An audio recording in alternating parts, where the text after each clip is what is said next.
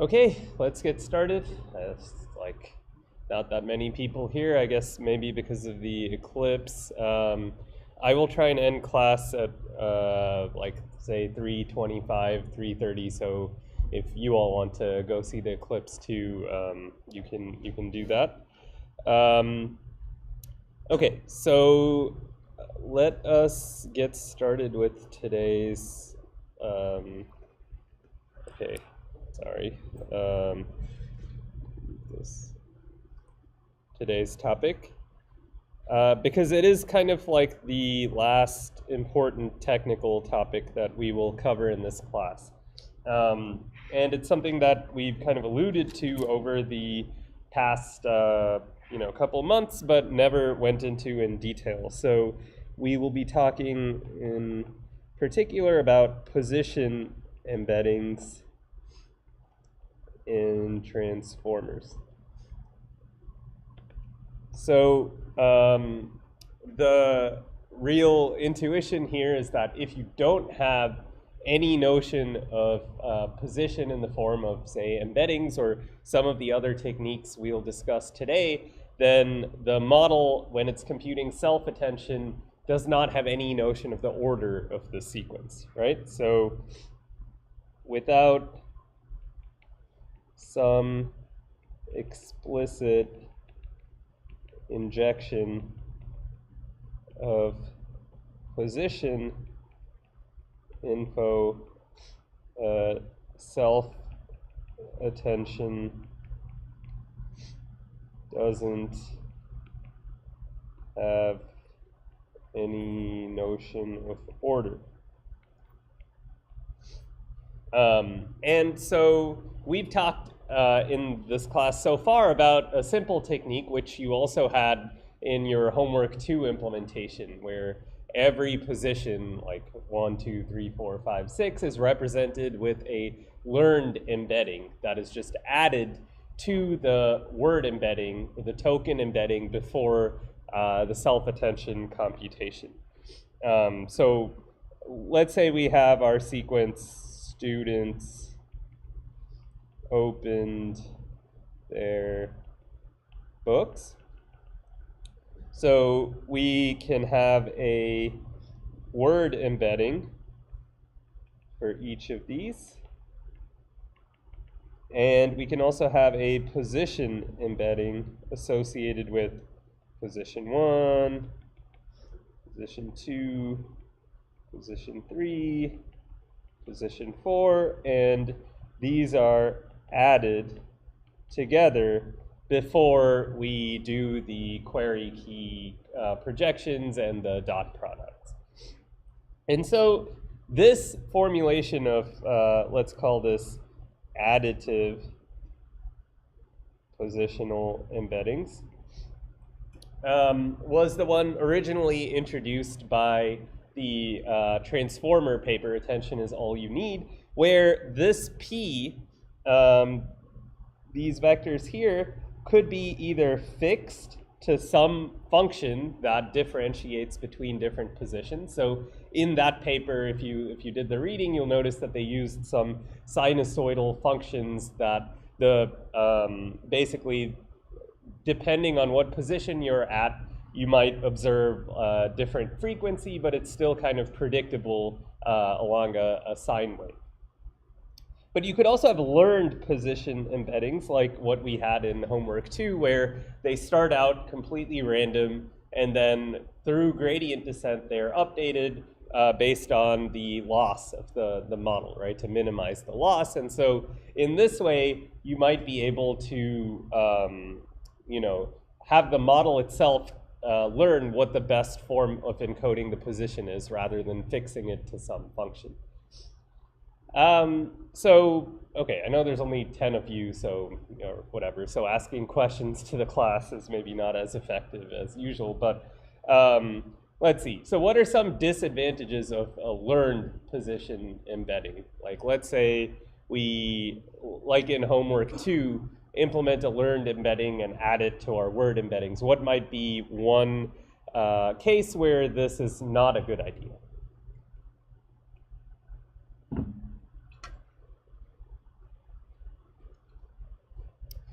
So I will take pity on you and answer my own question. If you have learned embeddings, then let's say like in any model, you have a maximum sequence length for your input, right? So let's say I set that to 20 like I have in my homework. So now I learned an embedding for position 1, 2, 3, 4, 5, 6, 7, 8, 9, all through 20. But at test time, maybe I want to process a sequence with length 60. Now I don't actually have any learned embeddings for the positions from 20 to 60, and so I will be unable to perform this task.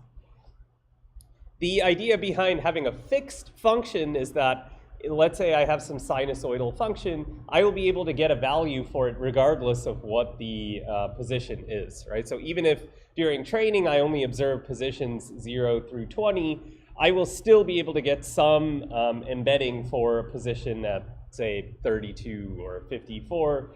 It's just that the model might not have seen it during training. So this is one critical distinction between fixed and learned. But it turns out that having a fixed function that is not learned is still bad for extrapolating beyond the sequence length that the model is trained on.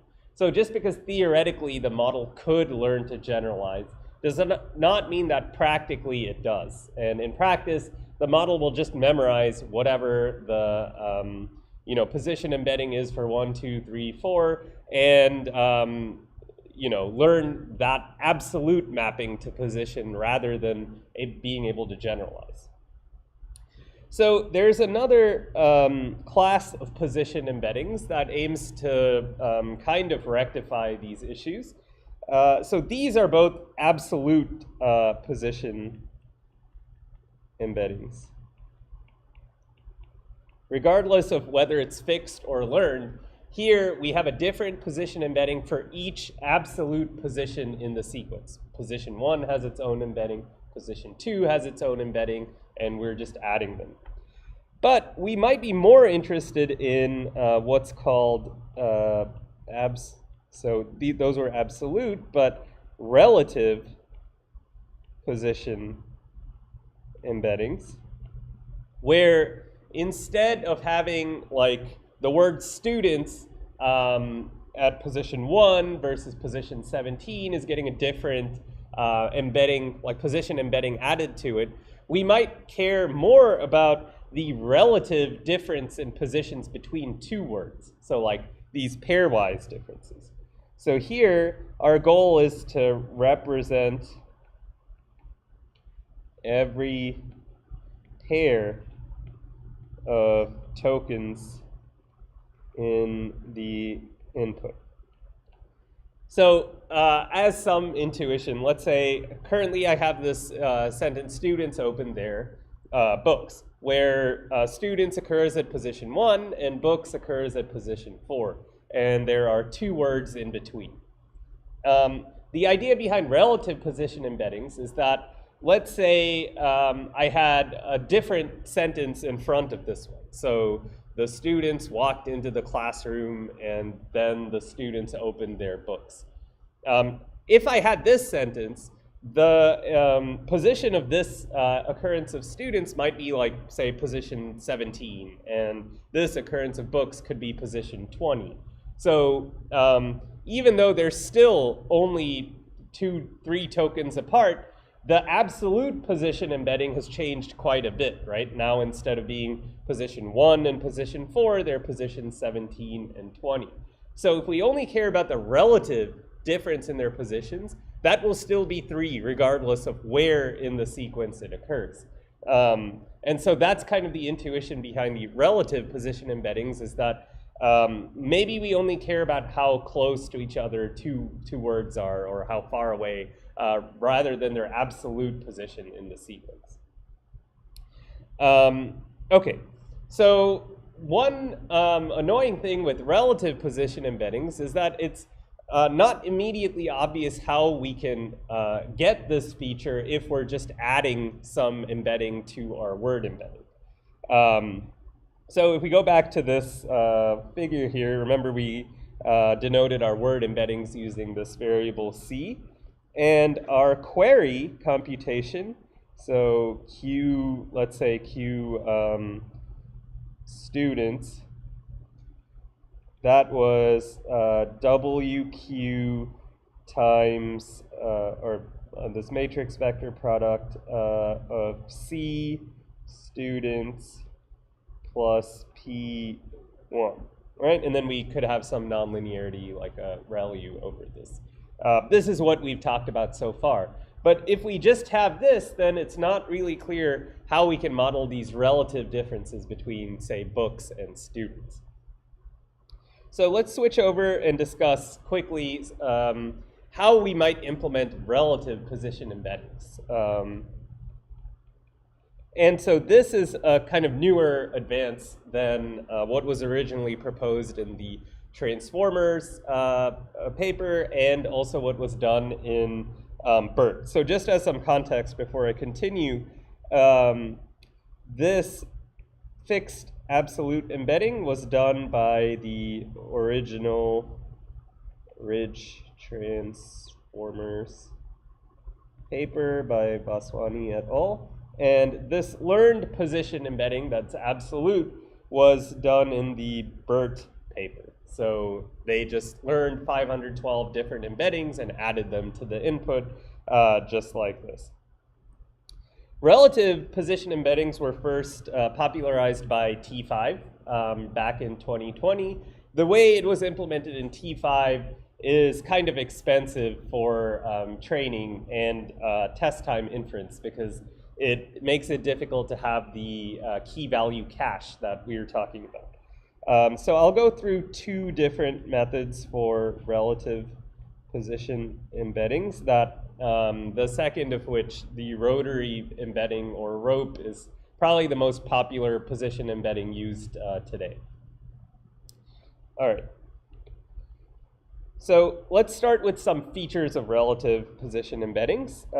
They generally cannot be added directly to the input embeddings, but rope is an exception, as we'll see. Most of these methods instead directly modify the attention matrix. So we're now going to switch from this additive, like I'll take my token embedding and add it to the position embedding, to more complex manipulations of the attention matrix directly. So the first approach we're going to talk about is called Alibi. I think it was released a couple of years ago by researchers from the University of Washington, and it's a very simple method, but it works differently than what we've seen so far. So I wanted to explain it.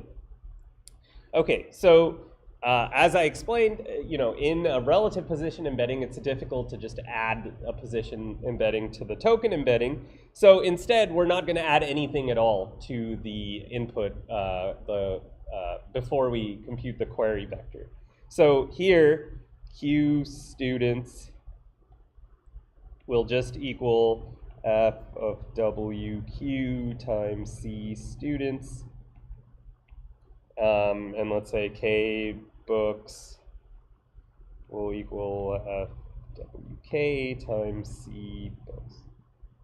So there's no position embedding added at all. And so now, if we're in this state and we just compute the query key dot products like we do when we're doing self-attention, there's no order information at all in this, this resulting matrix. So let's say we compute the query key dot products. I'll just draw out a matrix here. So here we have Q1, K1. Here we might have Q2, K1, Q2, K2, Q3, K1, Q3, K2, and so on, right? And so these are all masked, like we talked about before. So again, this is like what we talked about when we were discussing self-attention. We need to form this matrix with all these dot products, do the masking, and then do the softmax, right?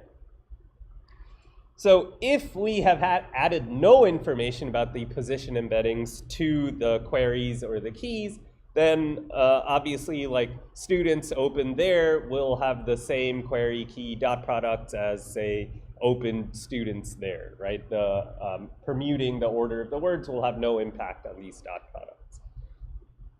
So what they decided to do in Alibi is before the softmax is applied, they're just going to modify these scores using a very simple function wherein the dot product, the magnitude of the dot product will decay as the query and key become farther away from each other. So we can see this by their formula here. So they're just going to add this linear bias on top of these dot products. So for this one, it will be 0. For this one, it will be -1, 0, -2, -1, 0, -3, -2, -1, 0, and so on. And they're going to multiply this bias matrix by some hyperparameter m. This, they call this slope. And so here, you can see that even though there was no position information in these dot products, we are like post hoc adding some sort of position bias to the attention scores directly. And none of these components here, none of this is learned. This is just fixed. M is a hyperparameter. And what they do is for different heads, remember we have multi-headed self-attention in a transformer, we choose a different M based on the head. So I think for 8 heads, they choose something like M equals 1/2, 1/4, 1/8, so this geometric series. Okay, so what is the impact of doing this? So we do this before the softmax. After we add this bias, we compute the softmax, and we have our distributions. What exactly does this accomplish? Well, intuitively, words that are closer together have a higher dot product. So it's not always true, right? If the dot product is very, very high between a QK pair, even if we decay it by, say, this function of -3 times m, it could still be the highest dot product in that whole row, right? So the dot product is a function both of the similarity between these token representations as well as the position, the relative position, right? Also, we note that here, there's not really any notion of an absolute position, right? If you look at this bias matrix here, you see that the diagonal here has no bias at all applied to it. So we're just taking the raw like query key dot product. Every other term, you see the magnitude of the dot product decays a little bit more as you go further off the diagonal, which is the same as moving farther away in the sequence, these two words, the query and the key. All right, so any questions about this? It's a pretty straightforward technique and very easy to implement. If you have existing code for a transformer, all you have to do is modify your attention matrix using this simple bias matrix. All right, let me check on YouTube. Okay. When position embeddings are learned, how do we know what's being learned in position information and not some spurious correlation with training data?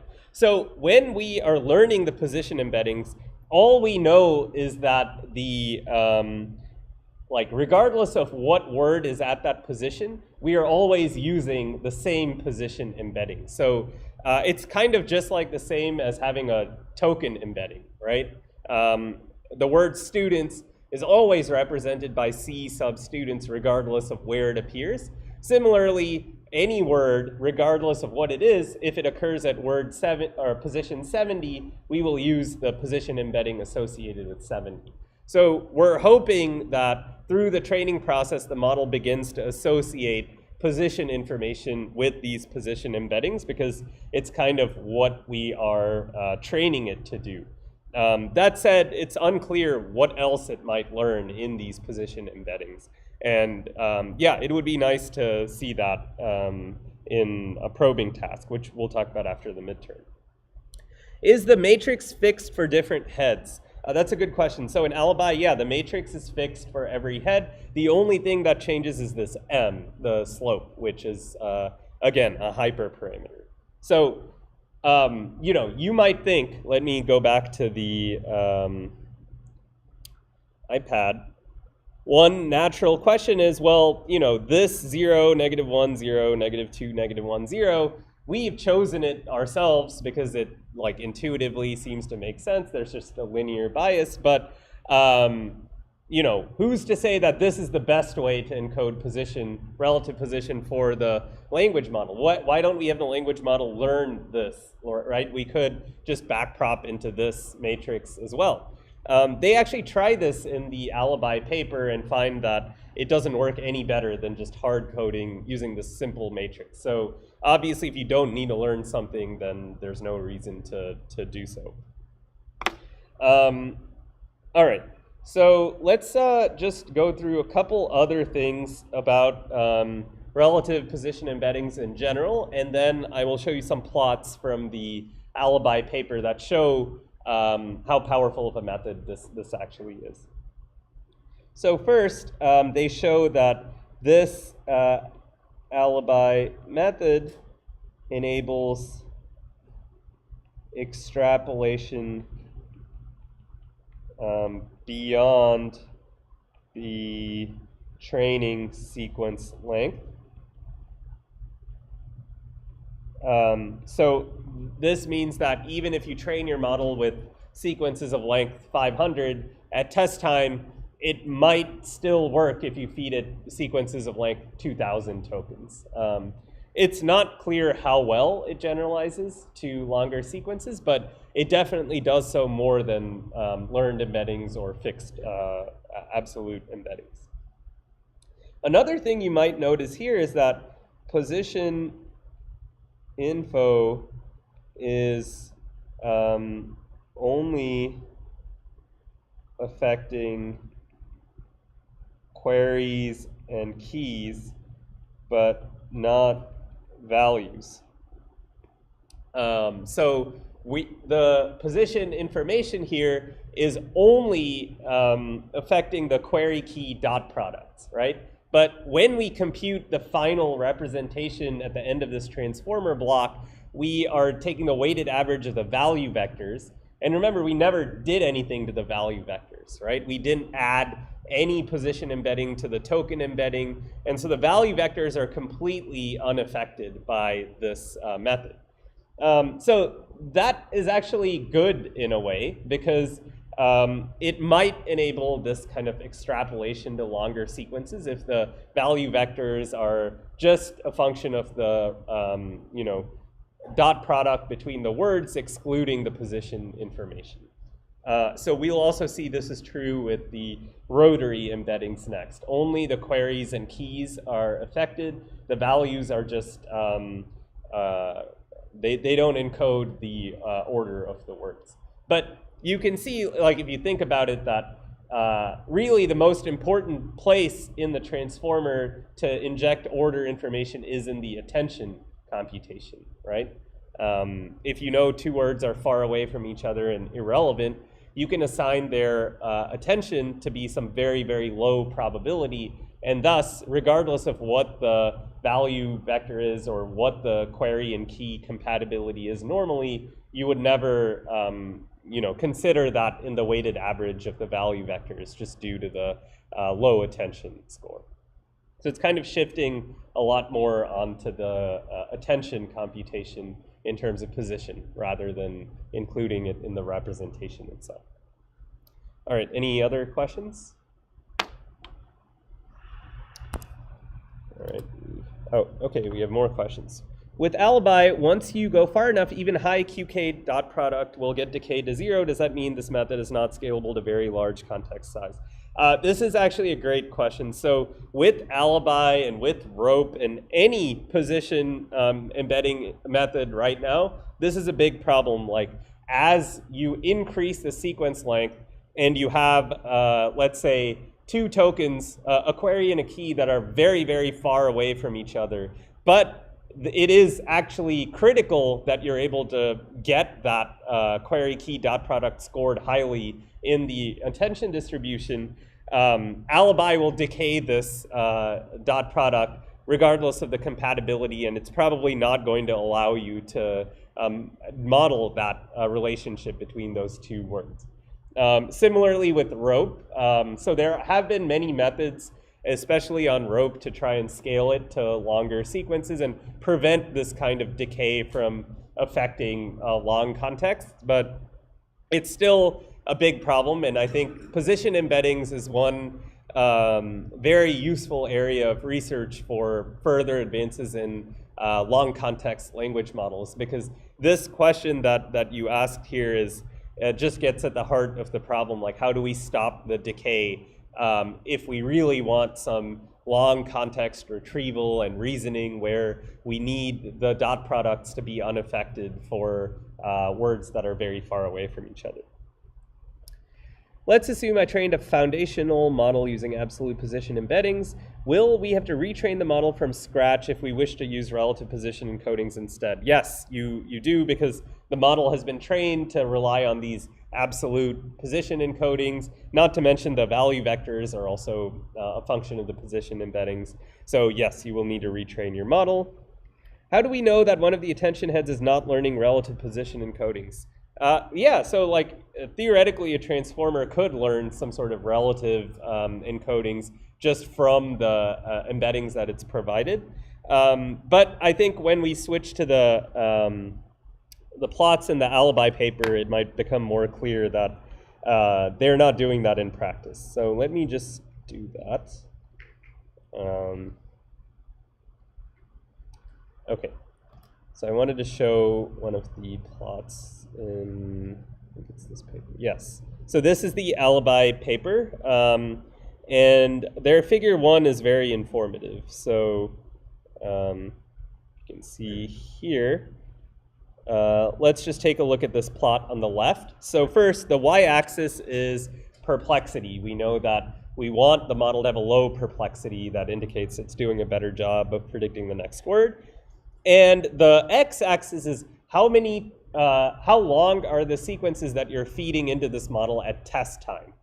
So if you look at the title of the plot, the models, all 4 of these models have been trained on 512 token long sequences. So they haven't seen any sequences longer than 512 tokens while being trained. And now we're looking at, well, how good are they at predicting the next word when they're given a sequence of length 4,000 or 8,000, so far bigger than what they were trained on. So first, let's look at this orange line here, which is the sinusoidal embeddings that are in the Vaswani et al. Paper, the original position embedding. We see that the perplexity at 512 token long sequences is about, I don't know, like 20, but even a small increase in the input sequence size results in the perplexity just shooting up, right? So even if we extend it to, let's say, 600 tokens, the perplexity goes from 20 to, like 50. So this indicates that this absolute position embedding is not doing a good job of generalizing to sequences that are longer than what it's trained on. Next, we have two relative embedding methods, a rotary embedding and the T5 bias. This is the first relative position method. You can see that both of them are doing a better job than these absolute embeddings, but still their perplexity is shooting up as you increase the sequence length.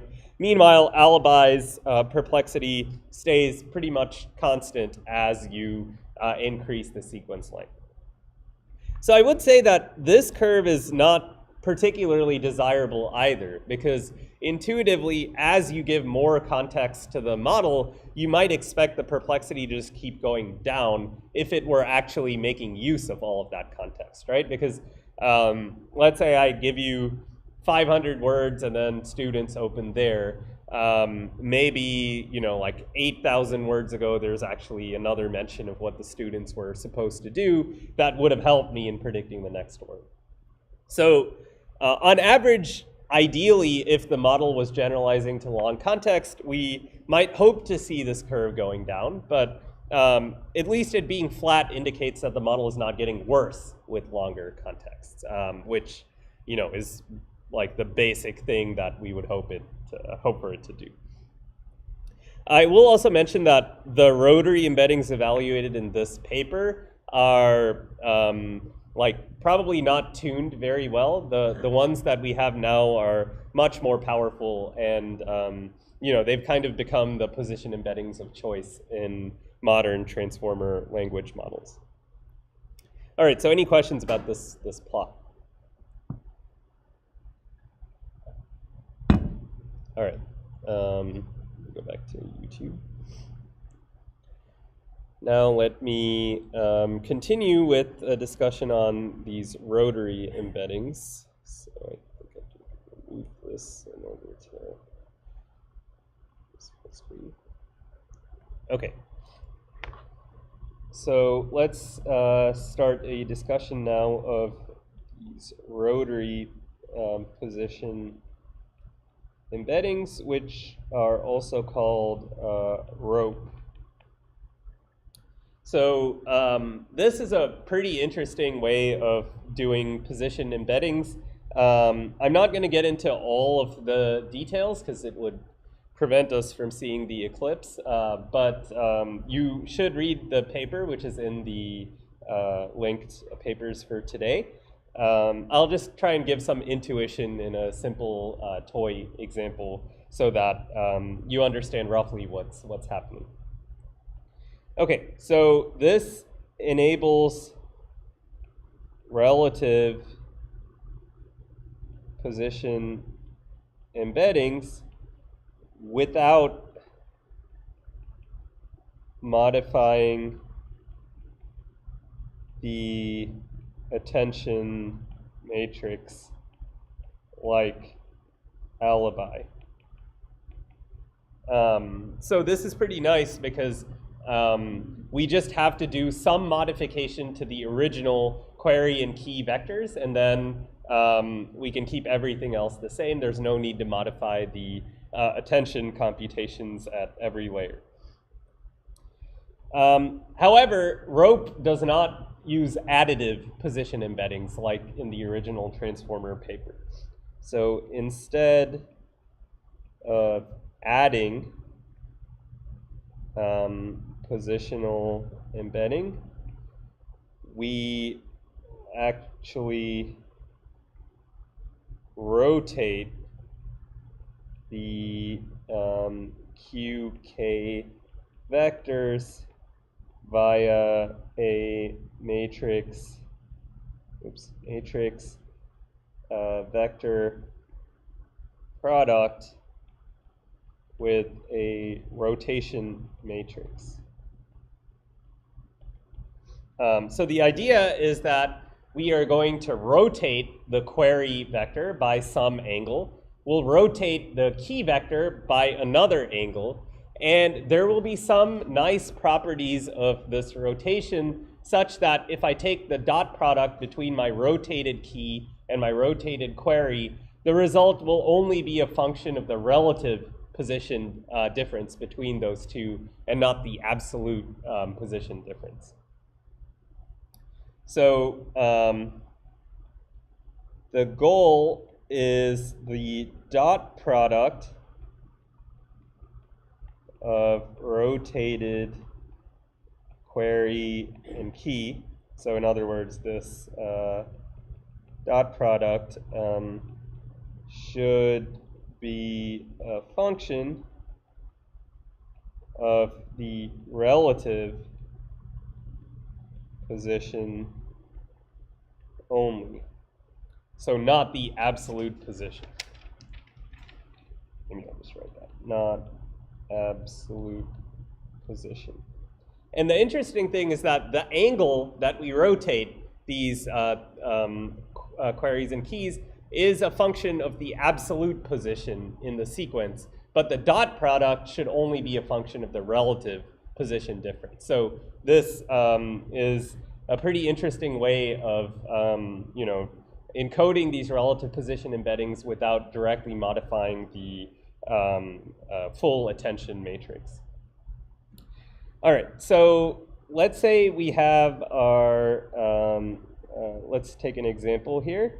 Let's say we have a sequence of word embeddings C1, C2, C3, C4 for our students opened their books.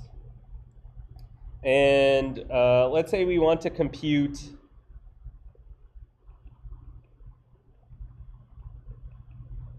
Q4 times K1. So basically the query vector for books times the key vector for students. So the goal in rope is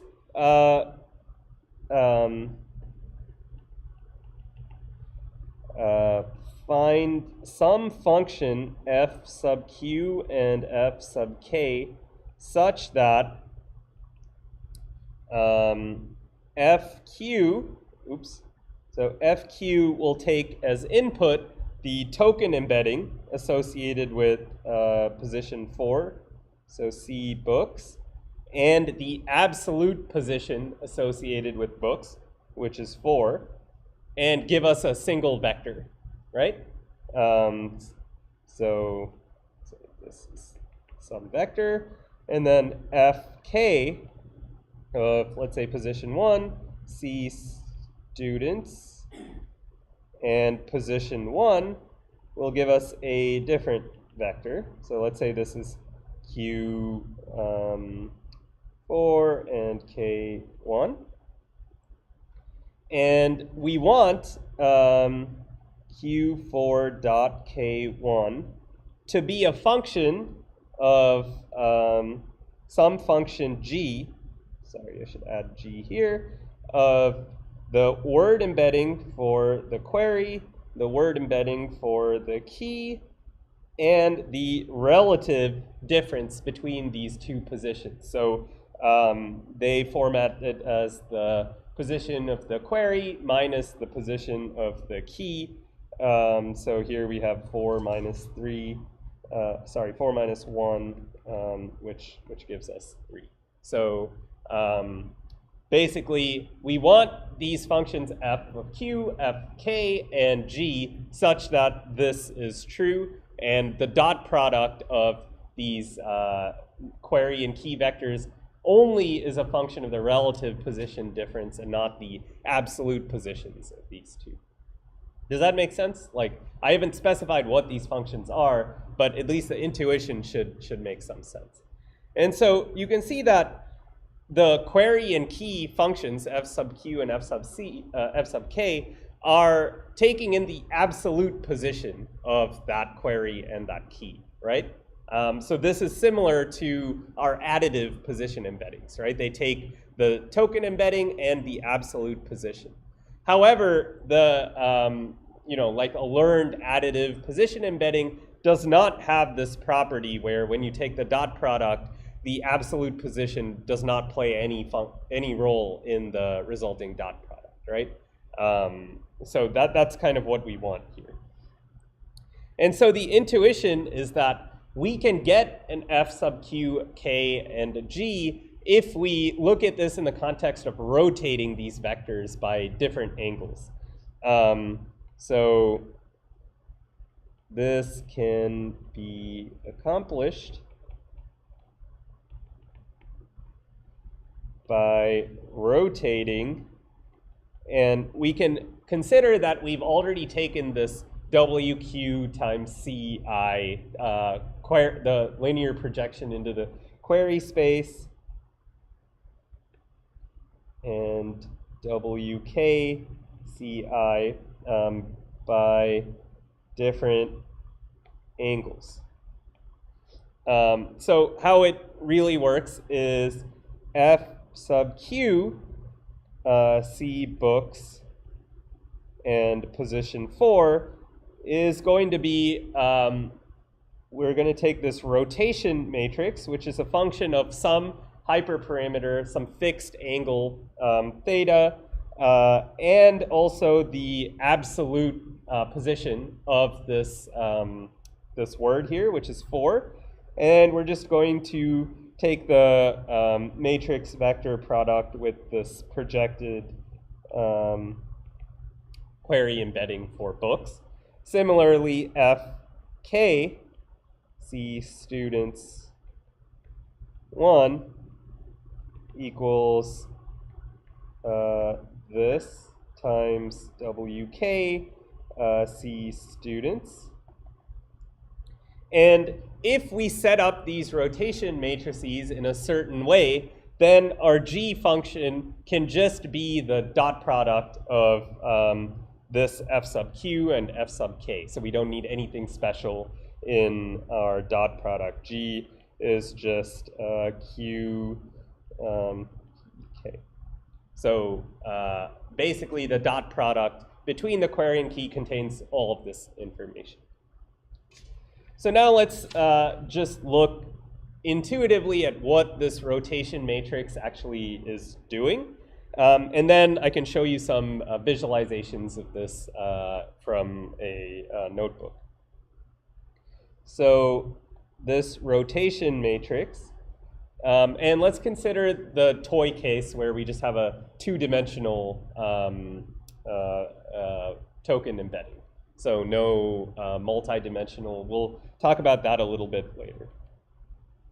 And many of you have probably seen a rotation matrix before, right? In 2 dimensions, if I have a vector and I want to rotate it by some angle, I can just multiply with this standard matrix here. Remember here, we're also taking into account the absolute position t, so it kind of just looks like this.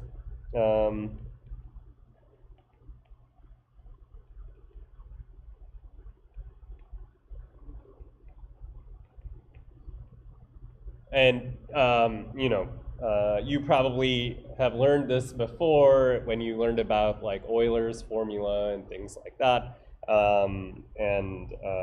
Yeah, we're not going to, you know, derive this in any detail, but here this theta is a hyperparameter,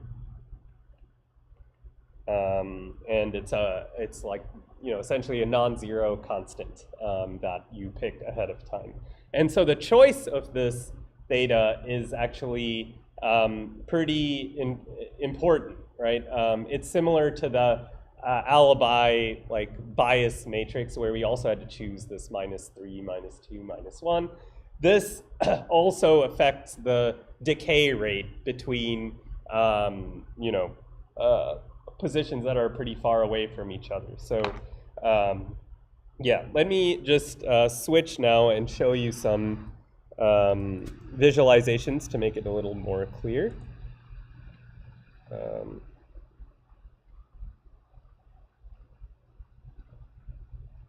right. This. So yes, over here we see this rotation matrix. So let's take a look at in 2 dimensions what this might actually be doing. So here they're using X to represent the word embeddings. We use C. So just think of these as the token embeddings. They get multiplied or projected by WQ for the query, W sub K for the keys. So now we have 2 vectors here. This one looks like this. This one looks like this. These are non-rotated right now. So now we're going to multiply this by the rotation matrix that I described before, and you see that you have some rotation of this matrix now, and each of them is rotated by a different angle that is a function of their absolute position in the sequence. So this query was at position M, this key was at position M. And finally, when we take this query key dot product, the resulting vector, or the resulting score is only a function of n minus m. So that's kind of the intuition behind this. And I also wanted to show what this matrix actually looks like for the non-two-dimensional case. So obviously, in transformers, our queries and keys are hundreds or thousands of dimensions, not just two. But the 2D case is actually exactly what is happening, where you just take the 1,000-dimensional vector and break it into 500 blocks of 2 dimensions. And then you have, as you can see here, a big rotation matrix where you're just considering each block of 2 dimensions separately in the input. And you can see also that this is theta 1 for the first 2 embeddings, first 2 dimensions, theta 2 for the second 2, and so on. So this theta can be set as a hyperparameter on a schedule. So how do you want to change theta 1, theta 2, theta 3, theta 4? You can see the parallel between the alibi decay as a function of the relative positions here. Okay, so I think we have so far covered the most popular position embeddings that are used today. Learned embeddings are by far the easiest things that you can do, as in your homework too. But also, like, rope is not that much more complex, right? Instead of adding, we are just multiplying by some matrix, which looks like this. And it's really not too much more complicated. You just have to form this matrix. There's no learned parameters here. These are all fixed based on the hyperparameters that you set. All right, any questions? Yes.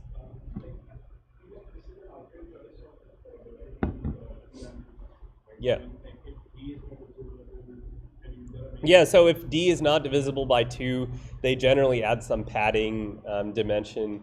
Yeah, I agree. It's not particularly ideal. I think there's a lot more research that can be done to improve these kinds of things. But this was an easy choice where you could guarantee like this property, which is, they kind of work their way back from, we want the position embedding to have this property. How do we accomplish this? And this was a function, but maybe it's not well suited for very long sequences and we need something else. It's all like, this is all very new. Although this idea came out 2 or 3 years ago, it's only now been kind of adapted into large scale model training. Yeah.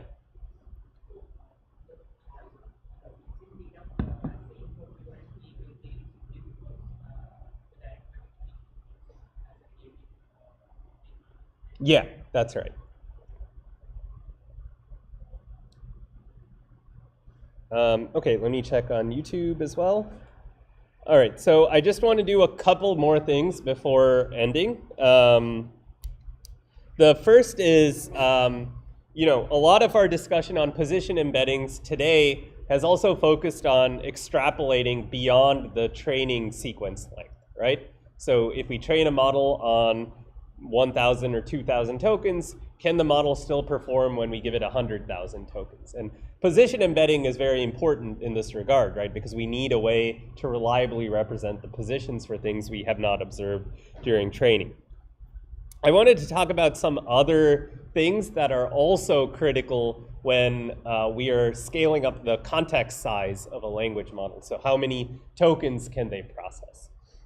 The first thing is that the self-attention mechanism, as we've discussed, is it scales quadratically in both compute and memory with the sequence length. So you need to compute the dot product of each query with every other key, right? So as you increase the sequence length, you have this quadratic growth. So I wanted to show 2 approaches to attention that are kind of now used in almost every single large language model training run. And these are, well, sorry, one of them, flash attention, is now kind of in every single language model. And flash attention does not do anything to reduce the quadratic complexity of attention. Rather, it just takes better advantage of the GPU memory in order to more efficiently compute attention.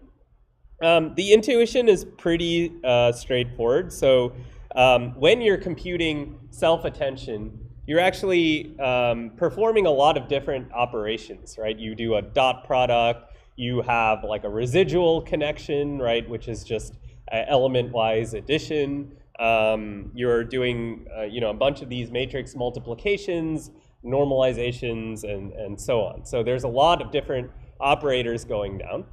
And the standard implementation of attention, up until the release of flash attention, implemented it very naively without really considering how the GPU is actually performing these computations.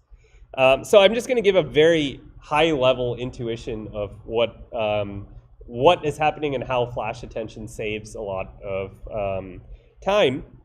So in this blog post, we see like this simple sketch of how standard attention was implemented originally, where whenever you have some like element-wise operation, you take some vector or sequence of vectors or matrix out of your memory, your GPU memory. You send it to some smaller type of memory where you can do like very, very fast computations. You get the result of those computations, and then you send it back to your memory where it has to be read again into this other region of the memory before more computation can be applied. So as you can see here, there is a lot of reading and writing back to this between different parts of the GPU memory. And it turns out that although attention is quadratic in the sequence length, a lot of the time spent computing attention is just in these I/O operations, reading and writing back to the memory. And so the intuition behind flash attention is that instead of doing all of these intermediate reads and writes, what if we can just do all of the computations cleverly without this intermediate transfer back and forth? And so this is kind of doing something called operator fusion, where you cleverly write the computations in order to minimize these kinds of reads and writes. And so if you're interested in learning more, you can look at the flash attention paper, but at a high level, this is what it's doing. There's nothing that it's changing about the attention computation itself. It returns the exact self-attention. There's no approximation to get around the quadratic complexity. Rather, it tackles the I/O problem that was basically a result of the implementation. Another way to scale up to longer contexts is ring attention. So this is a very recent paper from Berkeley that is likely being used in efforts like in Gemini to scale to millions of tokens. And again, there's no change to the attention algorithm. It is still quadratic in the sequence length. The idea here is that, well, let's take a very, very long sequence and split it into many shorter sequences and assign each short sequence to a different GPU. So each GPU is responsible for computing the query key dot products on its particular sequence. Once it's done, it will send its computations to the next GPU, which are arranged in kind of a ring, to do further processing on its queries and keys, but also you need to share the normalization, the denominator of the softmax, right? You need to keep updating that, or you're not going to be able to normalize the final queries and keys into probability distribution.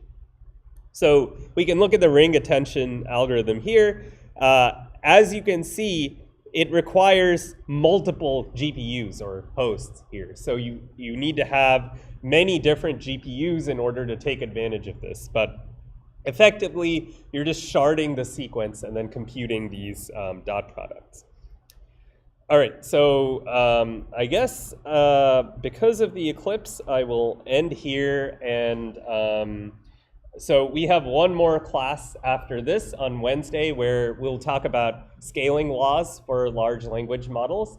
And finally, on Friday, we will do a midterm review. So Wednesday is the last day where content in the class can actually make it into the midterm. And after that, it's all review. So I will see you on Wednesday, and enjoy the eclipse for those of you who are going to see it.